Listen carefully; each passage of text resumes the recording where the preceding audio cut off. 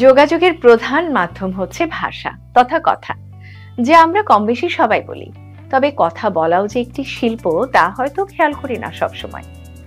পরিবার ও বন্ধু থেকে শুরু করে একাডেমিক বা অফিসিয়াল প্রেজেন্টেশন, বিশেষত পাবলিক স্পিকিং এর সময় কথা বলার ধরন সুন্দর না হলে ঘটতে পারে নানা বিপত্তি। তাই সুন্দর করে কথা বলা খুব জরুরি। প্রথমেই প্রমিত উচ্চারণ, একে আমরা শুদ্ধ উচ্চারণও বলতে পারি। সুন্দর কথা বলার জন্য সবার আগে আপনার উচ্চারণ শুদ্ধ হতেই হবে।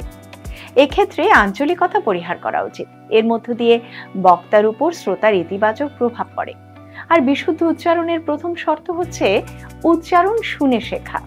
শুদ্ধ উচ্চারণ শেখার জন্য টেলিভিশনের সংবাদ উপস্থাপক, আবৃত্তিকারের করা উচ্চারণ মনোযোগ দিয়ে শুনে অনুকরণ করতে পারেন। উচ্চারণ অনুকরণ অনুশীলনের মধ্য দিয়েই আপনার প্রমিত উচ্চারণ সহ সুন্দর করে কথা বলার দক্ষতা তৈরি হবে।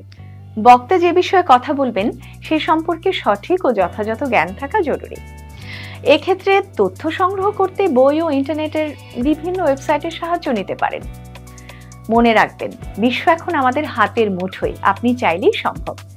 খেয়াল রাখবেন ভুল কোনো তথ্য যেন শ্রোতা জেনে বিভ্রান্ত না হন। আগে ভেবেচিন্তে বলা উচিত। নেতিবাচক কথা না বলাই ভালো। সংক্ষিপ্তভাবে সহজ ও স্পষ্ট করে কথা বলুন।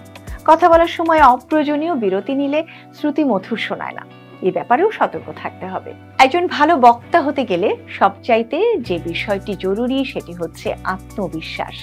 কথা বলার সময় বক্তার আত্মবিশ্বাস থাকতে হবে।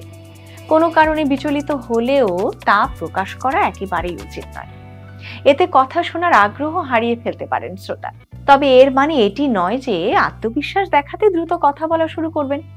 কথা অবশ্যই সবসময় ধীরে ও ধারাবাহিকতা বজায় রেখে বলা উচিত, যেন সবাই ভালোভাবে শুনতে ও বুঝতে পারেন। পাশাপাশি মৃদু হেসে কথা বলা ভালো একটি গুণ। কথা বলার ফাঁকে গভীর শ্বাস নেবেন। আত্মবিশ্বাস বাড়াতে নিয়মিত বন্ধু বা পরিবারের সদস্যদের সাথে কথা বলার চর্চা করতে পারেন, কারণ কোনো বিষয়ে কথা বলার জন্য পূর্ব প্রস্তুতি থাকা ভীষণভাবে জরুরি।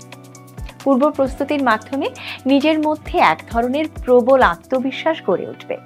সুন্দর করে কথা বলার জন্য আপনাকে অবশ্যই মুদ্রাদোষ পরিহার করতেই হবে। এক কথা বারবার বলা মুদ্রাদোষ।